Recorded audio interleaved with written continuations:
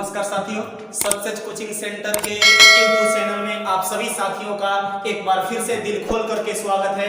मैं प्रकाश आज आपके लिए एक ऐसे टॉपिक की चर्चा करेंगे, एक ऐसे टॉपिक के बारे में बता रहा हूं जो किसी भी वनडे एग्जाम या भारत के किसी भी आप एग्जाम को दीजिए, चाहे 9th हो, 10th हो, 11th हो, 12th हो, किसी भी एग्जाम को दीजिए, ये आपके लिए रामबाण साबित होगा। तो बात करते हैं और इसकी अक्षांश और देशांतरों के बारे में। आज पृथ्वी के ओरिजिन के बारे में हम आपको थोड़ी सी बातें बता करके और अक्षांश और देशांतरों के बारे में बताएंगे कि क्या होता है, कौन सा अक्षांश कहलाता है, कौन सा देशांतर कहलाता है। हम बात करते हैं सबसे पहले, हमने ऑलरेडी आपका टाइम खराब ना हो इसके लिए पृथ्वी का एक नमूना, जिस ग्लोब को आप देखते हैं उस ग्लोब का एक नमूना बना करके रखा है और इस ग्लोब पर बनाई गई ये सभी लाइनों के बारे में आज हम आपको बताएंगे कि क्यों ये लाइनें बनाई जाती है और क्या होता है अक्षांश और क्या होता है देशांतर। आपको ये देखने के लिए अच्छी तरह से फिगर बनाए हैं, एक रफ तरीके से हम फिगर बनाते हैं। यहाँ पे आप ध्यान से देखेंगे, ये आपके कुछ समय के लिए मान ले कि पृथ्वी है और पृथ्वी के बीचों बीच से आप कहोगे सर ये पृथ्वी पर तो कहीं लाइनें हमें नहीं दिखाई दे रही है, तो हम ये आप लाइनिंग कहां से बना दिए हैं। तो दोस्तों यह एक काल्पनिक लाइन है। जब देखा गया पृथ्वी पर कि भाई उसी समय जिस समय हमारे यहाँ 3 बज रहा है सुबह के मतलब कि सुबह के मॉर्निंग के 3 बज रहा है, यानी संध्या के 3 बज रहे हैं, तो उसी समय देखा जा रहा है कि कहीं रात्रि के 3 बज रहे हैं, तो कहीं 5 बज रहे हैं, तो कहीं 8 बज रहे हैं। तो कहां पर किसका कैसे समय का निर्धारण हो उसके लिए पृथ्वी पर सीमांकन किया गया, यानी लाइनों को बनाया गया। उस समय एक और बातें दिमाग में ओरिजिन हुआ कि देखा जाता है कहीं पे ज्यादा गर्मी, तो कहीं पे ज्यादा ठंडा, तो कहीं पे ज्यादातर मतलब कि वर्षा, ये सभी होते रहते हैं। तो इन सभी के निर्धारण के लिए पृथ्वी पर कुछ काल्पनिक रेखाओं की कल्पना किया गया और वो खींची गई रेखाएं 2 तरह के बनाई गई। एक तो ऐसी रेखा बनाई गई जो किसको बताएगा, समय के बारे में बताएगा, और एक ऐसी रेखा बनाया गया जो किसके बारे में बताएगा, तापमान के बारे में बताएगा। किसके बारे में बताएगा, तापमान के बारे में बताएगा कि ये क्या होता है, तापमान क्या होता है और समय क्या होता है, इसका कैसे कैसे कन्वर्सेशन होता है, कैसे कैसे बदलते हैं, उसके बारे में हम बातें करते हैं। हमने आपके यहाँ एक रफ तरीके से फिगर बना रहे हैं और यहाँ पे ये पृथ्वी की संरचना इसको समझाते हैं हम कि ये पृथ्वी है और पृथ्वी के इस जगह को हम लोग, जैसा कि हमने लिख रखा है, उत्तरी ध्रुव नाम देते हैं। इस जगह को हम दक्षिणी ध्रुव, इंग्लिश में कहिए तो नॉर्थ पोल, और इसको इंग्लिश में कहिए तो साउथ पोल नाम दिया जाता है। इसके जस्ट ऊपर पहले सबसे तापमान के निर्धारण के लिए तो देखा जाता है पृथ्वी पर बनाया गया, ऐसा कल्पना किया गया कि एक लाइनें यहाँ पर होगी। ये लाइनें जब यहाँ पर होगी तो इस लाइन का जो नाम रखा गया, इस लाइन का जो नाम रखा गया, इस लाइन का नाम रखा गया क्या साथियों, आर्कटिक रेखा, यानी 66.5 डिग्री। आप कहोगे 66.5 डिग्री क्या है, हमें समझ में नहीं आ रहा है, ये क्या होता है 66.5 डिग्री। तो अगर पृथ्वी के बीचों बीच से ये वाली लाइनों को हम देखें, अगर किसी भी बिंदुओं पर सीधी तौर पर रेखा खींचा गया है तो हम कहेंगे कि ये रेखाएं 0 डिग्री पर खींची गई है। कितने डिग्री पर, 0 डिग्री पर, यानी पृथ्वी के बीचों बीच से खींची गई जो रेखाएं हैं उस रेखा का नाम है भूमध्य। भू का मतलब पृथ्वी, मध्य का मतलब बीचों बीच, यानी पृथ्वी के बीचों बीच से खींची गई रेखाएं भूमध्य रेखा कहलाती है। आज जस्ट इसी रेखा को हम लोग नाम देते हैं विषुवत रेखा, या इसी को कोई कहता है 0 डिग्री की अक्षांश रेखा। तो है क्या, जरा इसके बारे में बात करते हैं। तो बीचों बीच से खींची गई भूमध्य रेखा, हमने बताया कि इसे क्यों खींचा गया पृथ्वी पर, तो तापमान के निर्धारण के लिए और समय के निर्धारण के लिए। तो किसको समय के निर्धारण के लिए खींचा गया है, किसको तापमान के निर्धारण के लिए खींचा गया है, इस पर बातें करते हैं। तो सबसे पहले इससे खींची गई रेखाओं के बारे में बात करेंगे। आप ग्लोब देखें, ग्लोब पृथ्वी का एक नमूना है। तो पृथ्वी का एक नमूना है तो ग्लोब पर कुछ इस तरह की आकृतियां बनाई हुई मिलती है। तो इस आकृतियों में होता क्या है, जो बीचों बीच से पृथ्वी पर ऐसे क्षैतिज रेखाएं खींची गई। हमने बता दिया कि ये आपका उत्तरी ध्रुव, ये दक्षिणी ध्रुव, यहां से बनने वाली इस तरह की जो आकृति है इसको हम नाम देते हैं उत्तरी गोलार्ध। क्या नाम देते हैं? उत्तरी गोलार्ध। गोलार्ध यानी गोले का आधा, उत्तरी गोलार्ध। इसको नाम दिया जाता है दक्षिणी गोलार्ध। क्या नाम देते हैं इसको? दक्षिणी गोलार्ध। और बीचों बीच से खींची गई रेखा भूमध्य रेखा यानी विषुवत रेखा, उसी को अब क्या किया गया कि उत्तरी गोलार्ध और दक्षिणी गोलार्ध, उत्तरी गोलार्ध में हालांकि स्थल ज्यादा है और दक्षिणी गोलार्ध में पानी ज्यादा है। कहां है? अच्छा, अब एक बात समझाइए हमें कि यहाँ पे अगर किसी वस्तु को हम रखें और 23.5 डिग्री झुका दे, पृथ्वी की संरचना जानते हैं कि अपने अक्ष पर 23.5 डिग्री झुकी हुई है, तब पृथ्वी जब अपने अक्ष से 23.5 डिग्री झुकेगी तो हेजा वाला पानी सब नीचे आ जाएगा कि नहीं आ जाएगा? बिल्कुल आ जाएगा। ध्यान से सुनिए ना, इसको अगर ऐसे रखें, इसको झुकाइएगा तब पानी सब तक डगर के नीचे ही आएगा, इसलिए दक्षिणी गोलार्ध में पानी ज्यादा है। अब पानी ज्यादा है इसलिए इसको जल गोलार्ध कहते हैं, और इसमें स्थल ज्यादा है इसलिए इसको स्थल गोलार्ध के नाम दिया जाता है। अब बात करते हैं बीचों बीच बंटवारा करता है ये उत्तरी गोलार्ध का और दक्षिणी गोलार्ध का, इसीलिए इसको नाम दिया गया भूमध्य रेखा। अब इसमें भी देखा गया कि भाई कहीं पे तापमान ज्यादा है, कहीं पे कम है, कहीं पे गर्मी ज्यादा है तो कहीं पे ठंडा ज्यादा है, तो उसके निर्धारण के लिए हम आपको बता रहे हैं कि अब सीधे तौर पर सूर्य की रोशनी यहाँ पे पड़े। एक प्रैक्टिकल के लिए घर एगो टॉर्च ले लीजिएगा, आज टॉर्च लेकर के सीधे तौर पर यहाँ पे जलाइएगा। जब ऐसे आप टॉर्च यहाँ पे जलाएंगे और टॉर्च जलाएंगे तो आप देखेंगे कि ये वाला जो इलाका है यानी यहाँ से यहाँ तक का जो इलाका है आपका ज्यादातर प्रकाशमय होगा, यानी रोशनी यहाँ पे ज्यादा पड़ेगी। तो जहां जितना घाम लगेगा, गर्मी का मतलब वैसे ऊर्जा ज्यादा होगा, तो घाम धूप ज्यादा रहेगा, इसलिए इन दोनों जगहों पर गर्मी टेम्परेचर सबसे ज्यादा होता है। कभी आपसे क्वेश्चन पूछ ले कि पृथ्वी पर टेम्परेचर सबसे ज्यादा कहां होता है, तब पृथ्वी पर टेम्परेचर सबसे ज्यादा होता है विषुवत रेखा पर। आप विषुवत रेखा के जैसे ही ऊपर की तरफ जाएंगे, भाई जलाए हुए टॉर्च की रोशनी धीरे धीरे घटती जाएगी और नीचे की तरफ धीरे धीरे घटती जाएगी। तब वेस्ट वाला एकदम भूत नियन करिए दिखा था, वो लोग का बेचारा की गलती नहीं है, वो कहा है कि वो बेचारा एकदम पकड़ा गया है ये जोन में विषुवत रेखा पर। अब विषुवत रेखा पर घाम पड़ने के कारण मुंह में झुंसिया जाता है, जिसके कारण वो लोग काला कलर का दिखाई देता है, वो लोगों की गलती नहीं है।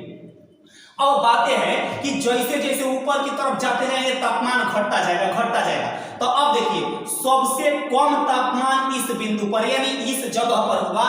हम आपको एक यहाँ पे रफ तरीके से बता रहे हैं कि इस जगह पर सबसे ज्यादा कम तापमान होगा। उसके बाद में हेजा बहुत ज्यादा कम तापमान, हेजा आएंगे तो तापमान थोड़ा सा बढ़ेगा, यहाँ पे आएंगे तो तापमान बहुत ज्यादा होगा। जस्ट नीचे भी उसका उसी तरह से रहता है, जस्ट नीचे भी आइएगा, हेजा तापमान बहुत कम, हेजा तापमान थोड़ा सा ज्यादा, हेजा तापमान बहुत ज्यादा।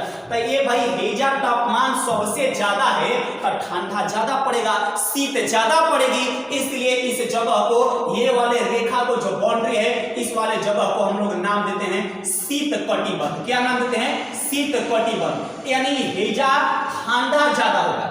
काहे ठंडा ज्यादा? प्रकाश कम पड़ेगा, अब प्रकाश कम पड़ेगा तो शीत ज्यादा पड़ेगा, इसलिए इसको शीत कटिबंध।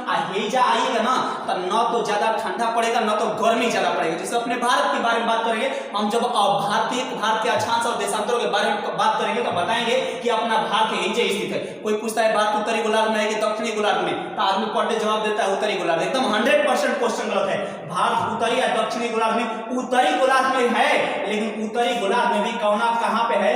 उत्तरी गोलार्ध में भी इस स्थान पर है, यानी उत्तर, इसको आप नाम दे सकते हैं उत्तर और पूर्वी गोलार्ध में है भारत। तो अब हेजा ना तो गर्मी ज्यादा पड़ेगा और ना तो ठंडा ज्यादा पड़ेगा, तो इसलिए भाई बैलेंस रहेगा। तो बैलेंस रहेगा तो इस वाले जगह को हम नाम लिख देते हैं शीतोष्ण। क्या नाम लिख देते हैं? शीतोष्ण कटिबंध। क्या नाम देते हैं? शीतोष्ण। शीत और उष्ण मतलब शीत और उष्ण से बना हुआ है। उष्ण का मतलब हुआ सूखा, उष्ण का मतलब हुआ सूखा और शीत का मतलब हुआ ठंडा, यानी ठंडा और गर्मी दोनों से बना हुआ है। इसलिए ई वाले जगह को, ई वाले एरिया को हम लोग नाम क्या देते हैं? शीतोष्ण कटिबंध। आज जो है ये एरिया है भाई, मेरे इधर तापमान बहुत ज्यादा पड़ेगा, तापमान ज्यादा पड़ेगा तो इधर में रहने वाला आदमी एकदम घाम के मारे करिया हो जाएगा बेचारा।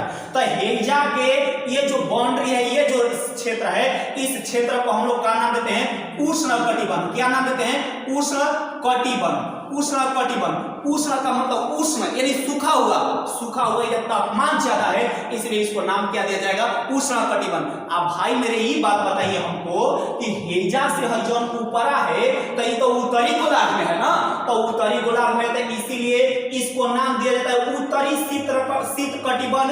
हेकरा के नाम दिया जाता है उत्तरी शीतोष्ण कटिबंध, और हेकरा के नाम दिया जाता है उत्तरी उष्ण कटिबंध। आज जस्ट नीचे आइएगा तो वह हाल है, हेकरों के क्या बोला जाएगा, शीत कटिबंध। लेकिन शीत कटिबंध में कौन सा, आप कहेंगे सर ये दक्षिणी शीत कटिबंध है। कौन सा है, इहो शीतोष्ण है, लेकिन शीतोष्ण में कौन सा, तो ये दक्षिणी शीतोष्ण। यो उष्ण है, उष्ण में भी कौन सा उष्ण, तो ये कौन सा उष्ण है, तो दक्षिणी उष्ण कटिबंध है।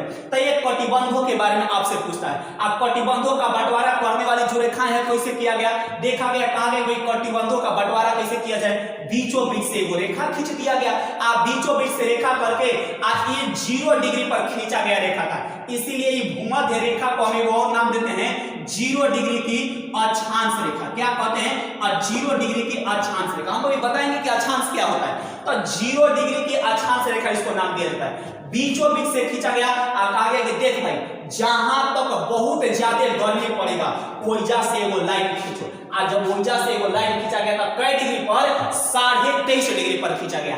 ये रेखा के का नाम रखा गया, कर्क रेखा। क्या नाम रखा गया, कर्क रेखा। एगो हेजा लाइन खींचा गया क डिग्री पर, 66.5 डिग्री पर। ये रेखा के का नाम रखा गया, आर्कटिक रेखा। क्या रखा गया, आर्कटिक रेखा। एकरा के कोई उत्तरी वृत्त भी बोल देता है, एकरा के दक्षिणी वृत्त भी बोल देता है। तो एकर आर्कटिक रेखा नाम रखा गया 66.5 डिग्री पर, 23.5 डिग्री पर कर्क रेखा, नीचे हुए हाल 23.5 डिग्री पर मकर रेखा, और 66.5 डिग्री पर अंटार्कटिक रेखा। कौन सी रेखा, अंटार्कटिक रेखा। ये आपका दक्षिणी ध्रुव, ये उत्तरी ध्रुव। आगे की बातें, अच्छा ये बताइए कि इन सभी रेखाओं को क्यों खींचा गया है पृथ्वी पर, तो कहोगे, आपका जवाब होगा सर तापमान का बंटवारा करना है। तापमान बताता है कि हेजा तापमान सबसे कम होगा, थोड़ा सा नीचे की तरफ आएंगे तापमान बढ़ता जाएगा। कहां तक बढ़ेगा, हेजा तक, फिर नीचे की तरफ आइए घटता जाएगा। यानी एगो ट्रिक हम आपको बता रहे हैं, एगो भोजपुरी भाषा में, ऊपर जाइएगा तो तापमान घटेगा, और नीचे आइएगा तो तापमान घटेगा। पृथ्वी के केंद्र पर तापमान ज्यादा, गुरुत्वाकर्षण शक्ति का भी वही हाल है, यानी ऊपर कम नीचे कम, बीच में सनक।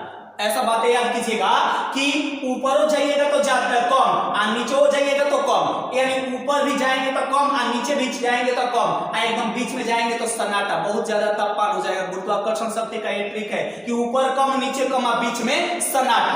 अब बातें करते हैं कि हेजा का टेम्परेचर बहुत ज्यादा था, पृथ्वी का टेम्परेचर सूर्य के टेम्परेचर के 6000 डिग्री सेल्सियस के बराबर है। अब आगे बात करते हैं कि इन रेखाओं को काहे खींचा गया, क्योंकि ये रेखा तापमान बताएगा। क्या बताएगा, तापमान बताएगा। तो हम कहेंगे कि भाई देखिए, पृथ्वी पर जौन तापमान के निर्धारण के लिए हेजा बता रहे हैं, जब ध्यान से देखिएगा साथियों, हेजा जो पृथ्वी पर तापमान के निर्धारण के लिए क्षैतिज रेखा खींचा गया है ना, यानी ऐसे लेटा हुआ खींचा गया है। तब पृथ्वी पर तापमान के निर्धारण के लिए खींची गई जो क्षैतिज रेखा होती है, वो रेखा आपका क्या कहलाती है, अक्षांश रेखा कहलाती है। क्या कहलाती है, अक्षांश रेखा।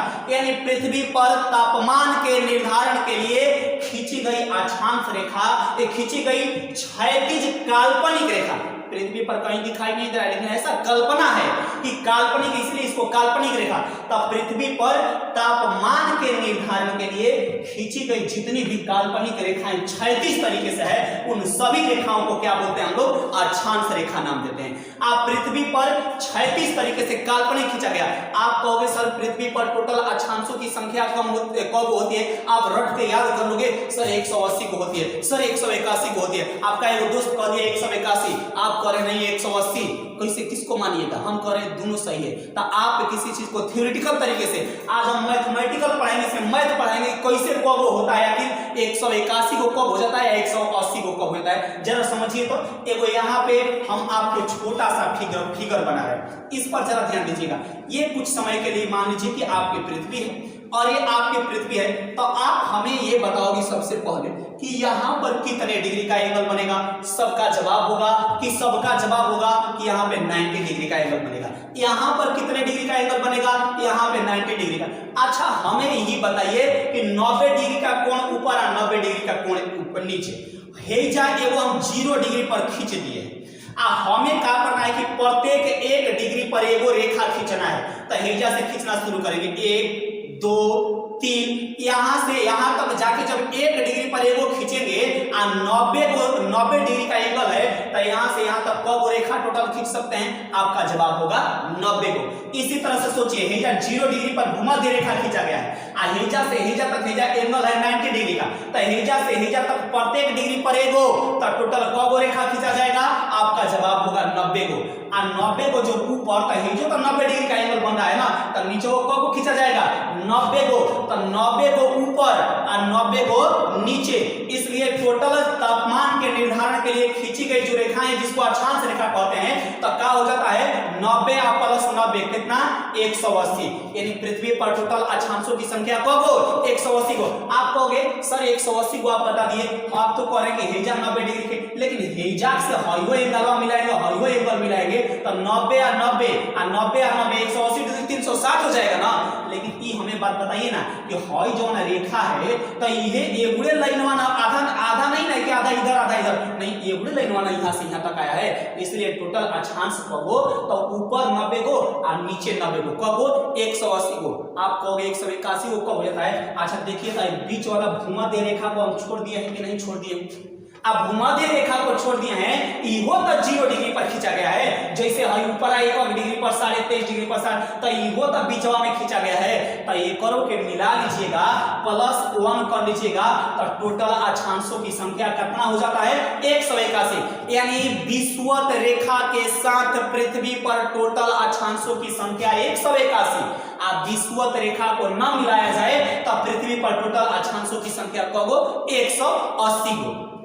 अब बात करते हैं कि अक्षांश को तापमान के निर्धारण के लिए खींचा जाता है। आप इसको याद कैसे रखेंगे कि सर हम भूल जाते हैं बार बार कि अक्षांश ऐसे है कि अक्षांश ऐसे है। कुछ नहीं, आपके पास 2 आदमी, एगो सोया हुआ आदमी है, एगो खड़ा आदमी है, तो अच्छा से किसको कहिएगा? भाई कहिएगा ना, भाई एकदम अच्छा से सोया है, एकदम अच्छा से सोया, तो ये ना सोया है, तो एकदम अच्छा से सोया। अच्छा से मतलब अक्षांश, अच्छा से सोया है, तो जैसे ऐसे पृथ्वी पर अच्छा से सोया रेखा मिल जाए, तो आप उसको एक शब्द में कहिएगा कि वो कौन सी रेखा है? अक्षांश रेखा है। कौन सी रेखा है? यानी आप सिंपल सा जवाब ये दे सकते हैं कि पृथ्वी पर क्षैतिज यानी अच्छे से खींची गई रेखाएं जो तापमान के निर्धारण के लिए होती है 100 कितना होती है? 100, जिसकी संख्या टोटल 180 को +1 181 भी होती है, ये क्या कहलाती है? अक्षांश रेखा कहलाती है। इसको क्यों खींचा जाता है? तब पृथ्वी पर तापमान के निर्धारण के लिए खींचा जाता है। अब इसे तापमान या मौसम रेखा के नाम से भी कोई जानता है।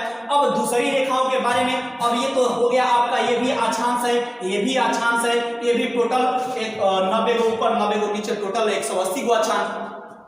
अब इन रेखाओं के जरा बारे में बात करते हैं जो ऊर्ध्वाधर तरीके से खड़ी हुई रेखाएं खींचा गया है, और जो पृथ्वी पर ऐसे खड़ी हुई रेखाएं खींचा गया है, उस रेखाओं का नाम है देशांतर रेखा। क्या नाम है? देशांतर। आप कहोगे कि सर जैसे हेकर नाम बताए हैं, का हेकरो नाम है?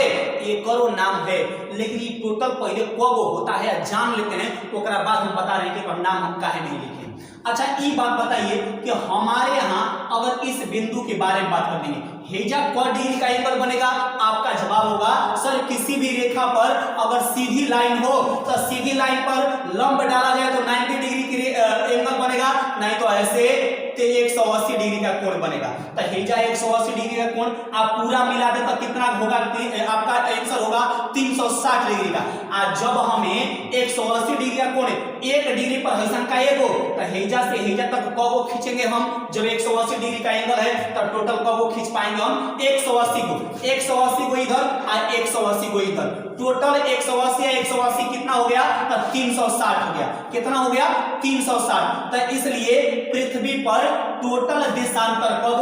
360 को। आप कहोगे सर बीचों में वो ऐसे बना है, वो बनाया नहीं, आप देखिए ऑलरेडी डॉट लाइन से बना है। तो डॉट लाइन से बनाया था, फिगर खूबसूरत लगे इसीलिए बनाया जाता है। अब सब कोई जानता है कि नाच में मतलब कि लवंडा जो बनता है वो आदमी है, तो वो लड़की जैसा लगे, एकरा लिए लड़की वाला सब मेकअप झुमका उका मेकअप कप लगा दिया जाता है। तो इसी तरह से है नहीं, लेकिन हमने क्या कहा तो डॉट लाइन से दिखा दिया है कि भाई ये एकदम बढ़िया लगे। तो ठीक है, तो अब जरा आगे आते हैं। तो पृथ्वी पर टोटल देशांतर को 360 गो, देशांतर 360 गो, 360 देशांतर 180 कितना अक्षांश। देशांतरों को काहे खींचा जाता है तो समय रेखा, इसे समय रेखा के नाम से भी जानते हैं। कहा जाता है कि समय के निर्धारण के लिए, जैसे भाई हमारे यहाँ दिन के सुबह 6 बजता है तो उसी समय अमेरिका में शाम के 6 बजता है। काहे बजता है, उसकी दूरी कितना है। अगर एक चीज आपको पता हो, समय का अंतर पता हो, भाई कर्नाटक और ये कर्नाटक सॉरी मतलब कि गुजरात और अरुणाचल प्रदेश का ये दूरी देखा जाए तो कितना किलोमीटर है, इनके बीच में समय का 2 घंटे का अंतर हो जाता है। वो क्यों अंतर हो जाता है, तो ये देशांतर परिवर्तन होने के कारण परिवर्तन हो जाता है कि किसी भी जगह का दूरी परिवर्तन के साथ समय का परिवर्तन होता है, समय परिवर्तन होने के साथ दूरी का परिवर्तन होता है। तो अक्षांश और देशांतरों के बारे में आप समझे, इसे अक्षांश रेखा को मतलब कि तापमान के निर्धारण के लिए, देशांतर रेखा को समय के निर्धारण के लिए खींचा जाता है। और एक बात और, क्वेश्चन आपसे बहुत सारा करता रहता है, पूछता है ना कि 2 देशांतरों के, ये देशांतर है आपका, 2 देशांतरों के बीच में अधिकतम दूरी कहां होता है। अर्थात देख के बताइए ना आप कि भाई विषुवत रेखा है ना, तो हेजे ना सबसे ज्यादा दूरी है दोनों पर। आज जैसा ही ऊपर की तरफ दोनों रेखाएं चलता जा रहा है तो एक और दूरी कम होता जा रहा है, मतलब ध्रुव पर आते आते एक और दूरी कितना हो जा रहा है तो 0 किलोमीटर हो जा रहा है। सबसे ज्यादा दूरी देशांतर रेखाओं के बीच कहां होता है तो विषुवत रेखा पर। ये दूरी कितना होता है, लगभग 111.32 किलोमीटर, कितना 111.2 किलोमीटर याद रखिए। और 2 देशांतरों के बीच की अधिकतम दूरी विषुवत रेखा पर, और वो दूरी 111.2 किलोमीटर। 2 अक्षांशों के बीच की दूरी, 2 अक्षांशों के बीच की दूरी कितना होता है, मतलब भैया 0 डिग्री पर खींचा गया तो दूसरा 1 डिग्री पर खींचा जाएगा, दूसरा 2 डिग्री पर, तो इसके बीच में कितना अंतर होता है तो इसका दूरी कितना होता है 111.32 किलोमीटर, लगभग दोनों सेम होते हैं। तो हम आपसे एक बात करेंगे कि अगर हमें विषुवत रेखा पर समय ज्ञात करना हो, तो समय ज्ञात करना हो तो भाई है 0 डिग्री पर, अगला 1 डिग्री पर, तो 1 डिग्री हम बढ़ेंगे तो बराबर कई किलोमीटर चल जाएंगे, आपका जवाब होगा 111.2 किलोमीटर। कितना किलोमीटर चल जाएंगे 111.2 किलोमीटर। आप प्लस में डिग्री 1 डिग्री, और समय कितना परिवर्तन हो जाएगा तो समय परिवर्तन हो जाएगा मेरा 4 मिनट। इस पॉइंट को याद कर लीजिए। आपका किसी भी तरीके से हम आपको एक चीजें समझाते हैं, 1 डिग्री बराबर 111 किलोमीटर बराबर 4 मिनट। मतलब ही है कि हेजा से देखिए आगे की तरफ जाइएगा तो समय बढ़ेगा, अब पीछे की तरफ आइएगा तो समय घटेगा। संख्या रेखा पढ़िए ना कि इधर माइनस इधर प्लस, तो प्लस मतलब ट्रिक से याद कीजिए कि इधर प्लस तो इन्हें जोड़ देना है, इन्हें घटा देना है। अब हमें बताइए कि एगो हेजा बिंदु है, एगो हेजा बिंदु, हेजा से हेजा टोटल क डिग्री के पार करना है हमें, तो पार करना है क डिग्री तो 180 डिग्री, तो 180 डिग्री पार करना है। अगर हेजा 4 बजेगा तो देखिएगा हेजा कब बजेगा, हेजा 4 बज लेते हैं सुबह के 4 बजा देते हैं तो हेजा कब बचेगा भाई, हमें 180 डिग्री पार करना है। 1 डिग्री पार करने पर कितना समय अंतर होता है 4 मिनट का समय अंतर होता है। तो उसी तरह से हम करेंगे 1 डिग्री बराबर 4 मिनट, तो 180 डिग्री बराबर कितना हो जाएगा तो 1 डिग्री बराबर 4 मिनट, तो 180 गुने 4 यानी 18 चौके कितना हो जाएगा 72, यानी 720 मिनट। और 720 मिनट को जब आप घंटे में चेंज कीजिए ना तो 12 छके 72, कितना घंटा 12 घंटा, यानी यहां से यहां तक का जो समय अंतराल होगा वो कितना घंटा का होगा 12 घंटा का। अब सुनिए 12 घंटा का हेजा, 12 घंटा का हेजा, 12 घंटा हेलियो अंतर, 12 घंटा हेलियो अंतर, तो हेजा से हेजा के अंतर टोटल कितना घंटा का हो जाएगा 24 घंटे का। मतलब यह है कि अगर पृथ्वी के जस्ट अपोजिट भारत के एजा भारत है, अब भारत के जस्ट अपोजिट कोई जगह है तो 12 घंटा और जस्ट अपोजिट होता 12 घंटा, 12 घंटा कितना का अंतर हो जाएगा है 24 घंटा।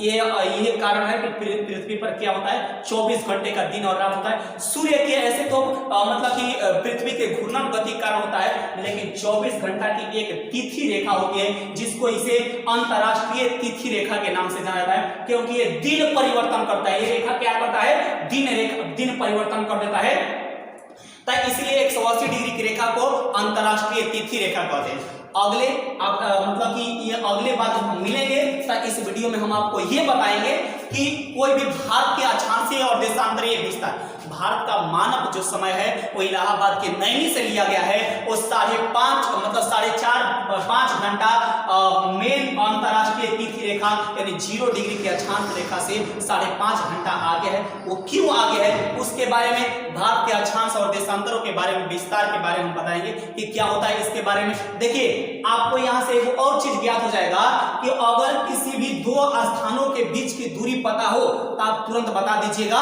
कि वहां पे समय का अंतर कितना होगा। जैसे हमने मान लिया कि एगो व्यक्ति ए है और एगो व्यक्ति बी है, हम कह दिए कि इन दोनों के बीच की दूरी जो है वो कितना है, दोनों के घर के बीच की दूरी है 444 किलोमीटर। कितना है, 444 किलोमीटर। हमसे पूछेगा भाई दोनों के बीच के समय अंतर बता दीजिए ना कितना होगा, तो हम वर्ड पे बता सकते हैं। हम जान रहे हैं कि 111 किलोमीटर बराबर कितना होता है, तो 4 मिनट होता है। कितना होता है, 4 मिनट होता है। तो 111 किलोमीटर बराबर 4 मिनट, तो भाई इतना किलोमीटर बराबर क्या होगा, तो 4 से कट दे भागा देंगे, इसको काटेंगे तो 1 यानी 111 मिनट। तुरंत हम का समय अंतर कितना है, 111 मिनट है। ऐसे भी आप अगले वीडियो में हम ऐसे थोड़ा सा बताएंगे इसके बारे में, क्वेश्चन इस पर क्यों किया जाता है। और आई होप आपको वीडियो अच्छी लगी होगी। मैं आपको जाते जाते एक बात कहना चाहूंगा कि संघर्ष में आदमी अकेला होता है, सफलता में दुनिया उसके साथ होती है। जब उस पे हंसा है तब उसी ने इतिहास रचा है। ये बातें याद रखिएगा कि किसी भी एक हार से अगर व्यक्ति को एक हार मिल जाए तो वो कभी फकीर नहीं बन सकता, और किसी को एक जीत मिल जाए तो वो कभी सिकंदर नहीं बन सकता। लगातार प्रयत्नों से ही, आपके लगातार प्रयासों से ही कुछ चीजें हासिल करना चाहते हैं तो आप हासिल कर पाएंगे। आगे अगले वीडियो मिलेंगे।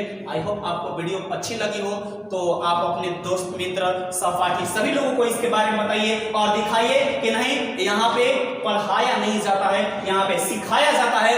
ऐसा बनाया जाता है आपको कि आप खुद से भी ये चीजें कर पाए, प्रैक्टिकली तरीके से देख पाए। रटने का झंझट नहीं, आप रटिए नहीं किसी चीज को, क्योंकि हिस्ट्री ज्योग्राफी चाहे पढ़ाई रटने वाली चीजें नहीं है। आज से भूतपूर्व जमाने में एंशिएंट युग में पढ़ाई रट करके याद किया जाता था कि नहीं किया जाता था वो पता नहीं, लेकिन रटा जाता था पहले। अब रटने वाला झंझट खत्म, रटी हुई चीजों को आप ज्यादा दिन तक याद नहीं कर सकते हैं, इसलिए रटिए नहीं, आप इसको सीखिए। जैसे मैं कर रहा हूं वैसे पढ़ने का प्रयत्न कीजिए। नमस्कार।